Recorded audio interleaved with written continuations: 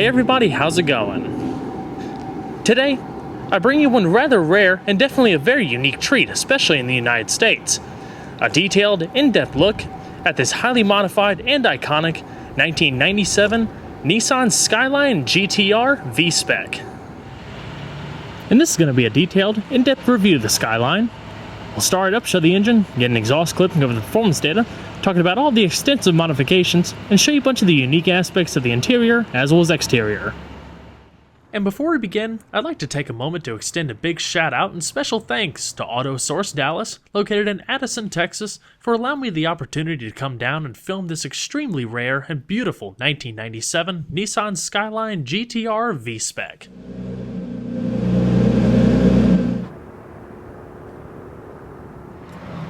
And so, without further ado, let's go ahead and start her up. Let her run. Another cool thing about the GTR, like other select JDM sports cars of the era, when you purchased the vehicle also came standard with a bespoke titanium key. The Skyline GTR was primarily offered only as a two-door and only in right-hand drive configuration, as they were never sold in the United States. Of course, the GTR also represented the top echelon of performance and sport within the Skyline lineup. While this example has been highly modified, I'll present the video as if the car was stock, while highlighting key differences. For a full list of modifications, please see the description box below.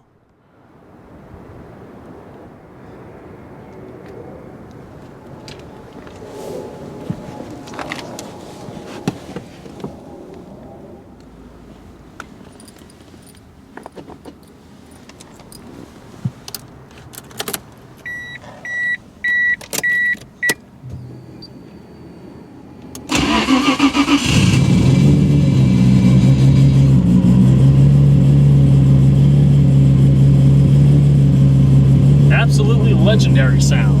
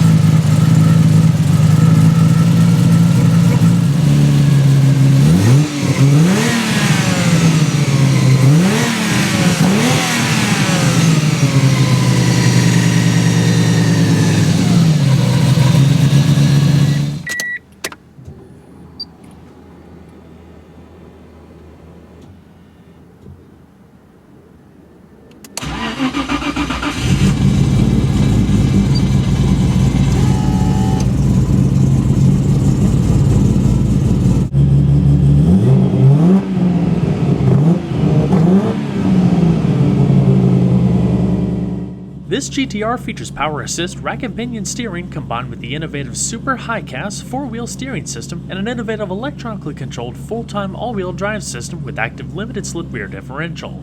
Finished off with a 4-spoke leather-wrapped steering wheel with grip bolsters side to side. As far as the gearbox, the GTR came only as a close ratio 5-speed manual, while more common Skylines could also be had in automatics depending on the trim level. V-Spec models also featured a 4-wheel independent channel analog braking system.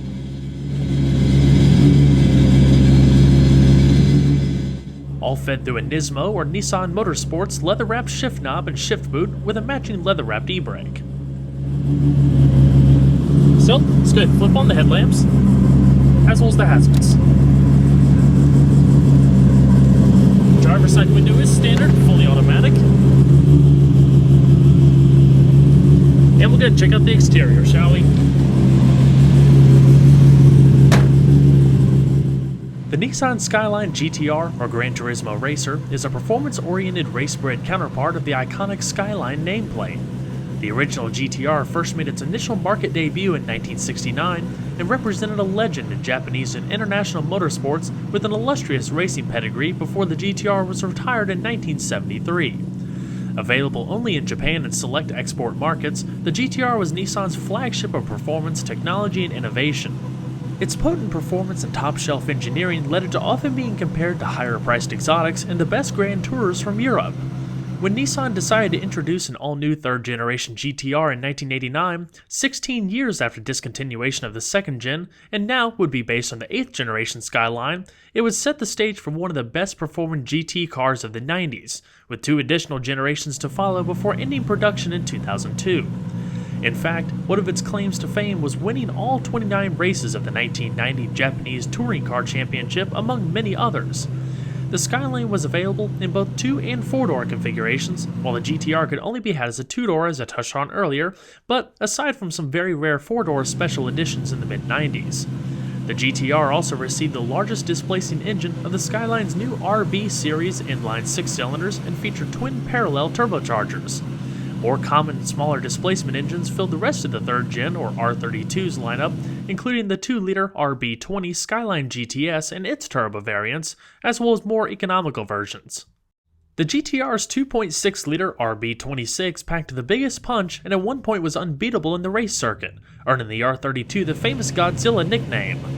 While never offered for sale in North America, the Skyline fits right into the 90s JDM sports car craze popularized by Nissan's own 300ZX, Acura's NSX, Toyota's Supra, Mitsubishi's 3000 GT, and more. Skylines were never sold in the US because they didn't meet emissions tests, nor were they crash tested or certified by the Department of Transportation with the proper reinforced bumpers needed. The 3rd generation R32 would be produced from 1989 to 1994, the 4th gen R33 like you see here from 1995 to 1998, and the 5th gen R34 from 1999 to 2002. The R33 GTR was first introduced in 1994 as an evolution of the widely successful R32. While the core powertrain and multi-link suspension setup were similar, the R33 took what made the R32 great and improved upon it. Started with the engine, bore and stroke remained the same, but the R33 featured an improved intercooler, higher peak turbo boost, as well as revised engine management software with a new intake for improved torque and acceleration. The 5-speed manual featured stronger synchros for better durability, while the all-wheel drive system and standard limited slip differential were of similar design to the R32. The new active limited slip differential, available on newer V-Spec models, allowed for a locking rear differential if traction was lost by one of the wheels to send torque to the wheel with the most grip. The R33 GTR was also the first GTR to receive Brembo brakes as standard, while previously only optional with V-Spec or Nismo R32s. The rear suspension also gained additional bracing at the mount points, which allowed for improved range of travel. The Skyline, like other select JDM manufacturers, also offered a full-time all-wheel drive system for GTS models, but the GTR featured its own unique setup known as Advanced Total Traction Engineering System for All Electronic Torque Split. Since that's a bit of a mouthful, I'll refer to it as a TESA ETS for the remainder of the video. A TESA ETS uses 2 G-force sensors that are located under the center console. Together they measure both lateral and longitudinal forces up to 100 times per second, which are then sent to the car's electronic control unit. The ECU then distributes the proportion of available power to the front wheels via an electronically controlled torque split converter. It then distributes torque to the wheels with the most traction. While primarily rear wheel biased, it can be configured to send 100% of the power to the rear or an even 50-50 split between the front and rear. GTRs equipped with the V-Spec or Victory Spec configuration also had this system, but it was further tuned for faster reactivity thanks to recalibrated ECU settings, which further improved oversteer. V-Spec cars also received a stiffer suspension, as well as a 10mm drop in ride height than the standard GTR. What also made the GTR unique, like the 300ZX, was its innovative 4-wheel steering system known as HiCAS, or High Capacity Actively Controlled Steering. Since that's also a bit of a mouthful, I'll refer to it as HiCAS for the remainder of the video. It basically allows the rear wheels to steer counterphase, or opposite the front wheels, up to a certain amount of degree in either direction to help mitigate the vehicle's turn-in with sharp curves without relying so much on the driver's skill. In other words, it increases the ability to direct the vehicle more into the curve. When the rear wheels are returning in phase through a curve, a slip angle is developed as the rear wheels gain more traction, helping launch the car out of the apex. When high cast was implemented in the R32 GTR, it worked through hydraulics that ran off the power steering pump and took input from speed sensors in order to determine how much the rear wheels would turn to complement the front. With the 94 R33, a revised system known as Super High Cast would feature an electronic actuator mounted on the rear steering rack rather than hydraulics. It also improved handling by measuring front and rear yaw rates. The new setup helped decrease weight, in addition to adding a dedicated computer control module that supplies inputs rather than the earlier speed sensors. As far as styling and construction, the R33 is slightly larger and heavier than the R32, but also boasts more low-end power to compensate. Dimensionally, the R33 is 5.2 inches longer with approximately 4 inches of increased wheelbase. It's also 1 inch wider and 0.7 inches taller, while weight is up 220 pounds compared to the R32. Those increased dimensions also lead to increased interior room and trunk space. The R33 also debuted a new multi-piece adjustable rear spoiler that you could adjust to 4 different angles and lead to 4 corresponding coefficient of drags ranging from 0.35 to 0.39. While the GTR does have similar styling cues as the standard Skylines, it does differ itself with unique front bumper and wide air inlets for the larger intercooler, unique side skirts, and taller rear wing, while the body implements the use of aluminum for the hood and front fenders. The R33's fenders were actually widened to fit a set of wider wheels and tires for better traction. In 1996, the R33 Series 2 debuted and featured slightly reshaped body kits with sleeker headlamps and modified grille. It was at this point where dual airbags became standard, as well as the additional option of the active limited slip differential, as I touched on earlier. The R33 GTR originally came with 17-inch aluminum alloys wrapped in two 50/50 tires with 4-wheel ventilated Brembo disc brakes clamped down by 4 piston calipers in front and 2 piston calipers in the rear. This example we have here has been completely reworked and upgraded with gold-painted 19 by 9.5-inch Volk Racing GTF wheels, wrapped in 285/30 Nitto Invo tires. Brakes have also been upped to a complete, higher-spec Brembo braking system with custom cobalt carbon brake pads and custom Teflon brake lines. The GTR also featured a complete multi-link suspension, both front and rear, that was stiffer overall for the V-Spec models, in addition to the revised all-wheel drive system as we touched on earlier. This one in particular has upgraded HKS Hypermax 3 coilovers, Nismo Z-Tune suspension leaks, drive shaft shop front axles, ATS Carbonetic 1.5 front differential, Nismo motor and transmission mounts, as well as a high-cast lockout bar. The lockout bar is a common modification to disable the rear wheel steering, said to actually improve handling over the factory's original claims and quick high-speed maneuvering. Overall length is 184.1 inches, with a width of 70.1 inches and a height of 53.5 inches. Total curb weight, depending on how equipped, is between 3,300 and 3,400 pounds. The R33 GTR features Nissan's RB26 twin-turbocharged and intercooled 2.6-liter inline 6-cylinder engine. The RB26 has an iron block with aluminum heads, double overhead camshafts, and 4 valves per cylinder with an 8.5 to 1 compression ratio. It's unique in the fact that it features 6 individual throttle bodies rather than a single unit, as well as the parallel configuration of the twin ceramic Garrett turbochargers, organized in a way that the first turbo is powered by the first 3 cylinders, while the rear pairs with the rear 3 cylinders. There's also a limiter set by the wastegates to limit boost pressure to 10 pounds per square inch, while there is a temporary overboost function to bump it to 14 psi. This translates to a factory-claimed 276 horsepower at 6,800 RPM and 271 pound-feet of torque at 4,000 RPM. It was commonly known that the RB26 actually produced between 300 and 325 horsepower. The underrated power was said to be an agreement between various JDM manufacturers to limit the horsepower that would be advertised to the public.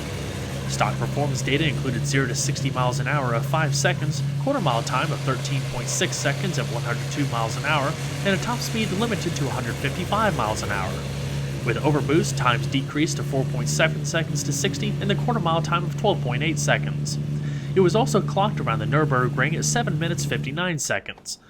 The design was originally to use a smaller displacement engine for Group A racing, but with the addition of the all-wheel drive system and the weight penalty it added, it led to the use of the larger displacement RB variant that would last through the R34 generation before the discontinuation in 2002.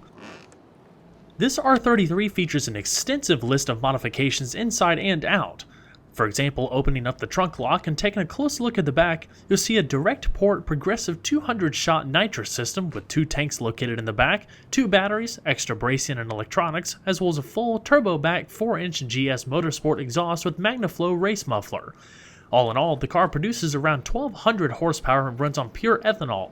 For a detailed list of the modifications, please see the list that I've included in the description box below.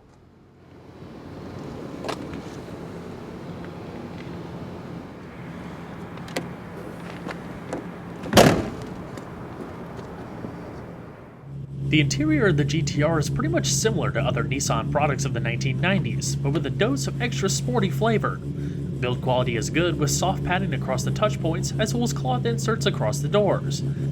Panel fitment is also quite good with low, if any, gaps, especially for a car of this age, which helps making the interior feel a little bit more solid.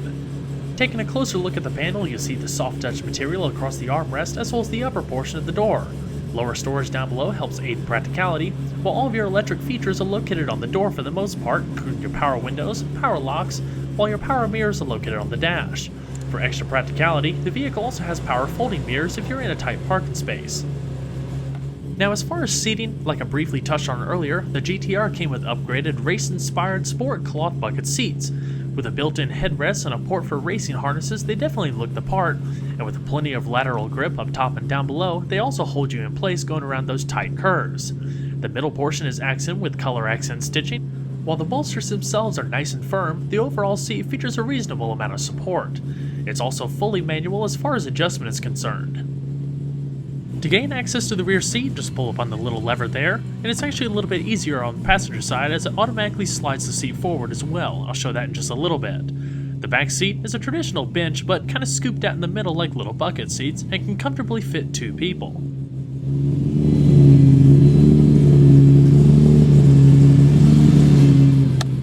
As far as the rest of the interior, is definitely quite roomy.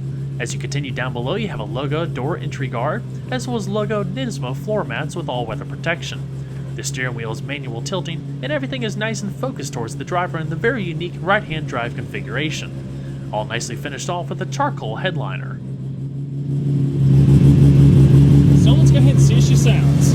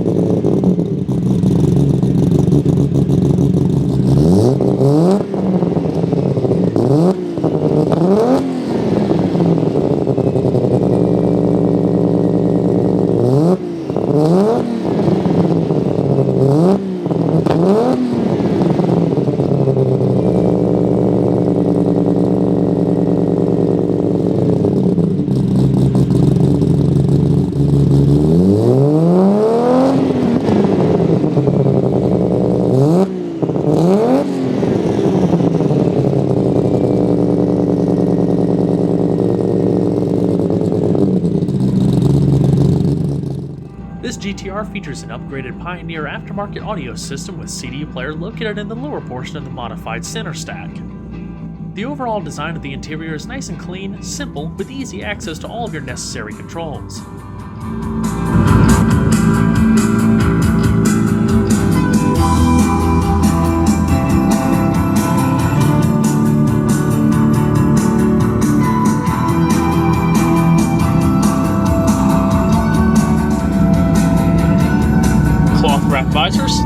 with all the safety instructions in Japanese.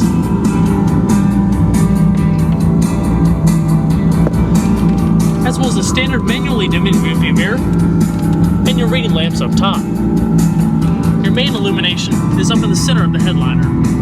Now, without going too far in depth, this driver information setup right here shows all of the car's vital functions, so it gives you a real-time, instantaneous look at what everything's performing in the current moment. Things like your tachometer, what gear you're in, current speed, time, pressures, temperatures, you name it. As we continue down the center console, you have a digital clock there, your hazards like you saw earlier, as well as your rear defrost.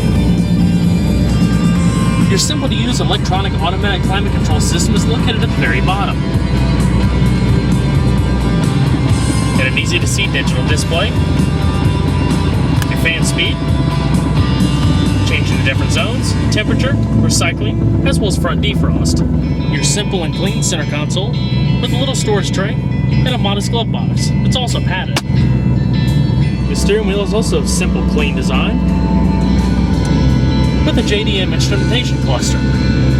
White face with all of your necessary gauges, including your oil pressure, vehicle fuel, temperature, tachometer, speedometer front and center, and not to mention your turbo boost down below.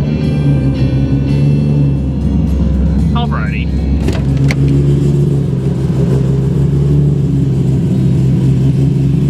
Go ahead and shut her down.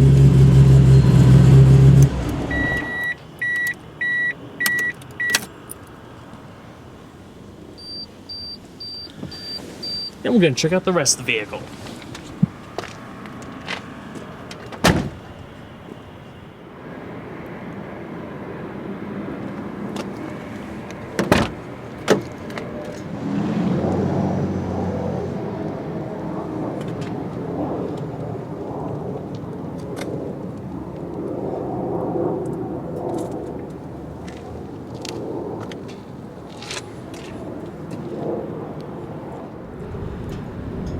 The passenger seat is also manually adjusting.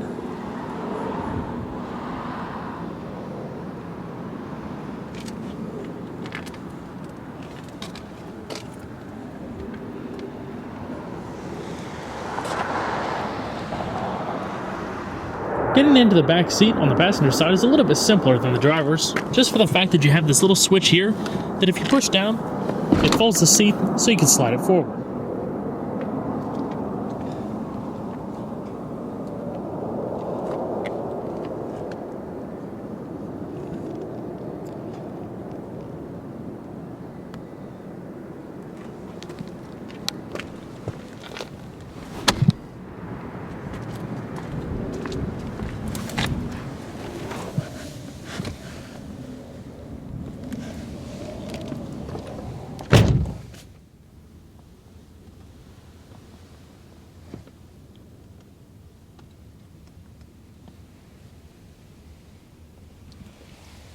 You also have a locking glove box down below. The Nissan Skyline GTR, while immensely famous in international racing, unfortunately wasn't exposed to a large worldwide market compared to some of its other JDM competition. In fact, its most significant media presence to my knowledge in the United States was in the Fast and the Furious movie series, specifically the R33 driven by the late Paul Walker. With immense performance and modification capabilities with superior handling and traction, it's no wonder why the GTR became such a widely known icon. Well everyone, I hope you enjoyed the in-depth look at the 1997 Nissan Skyline GTR. Be sure to stay tuned next time, there's a lot more where that came from. Take care everybody.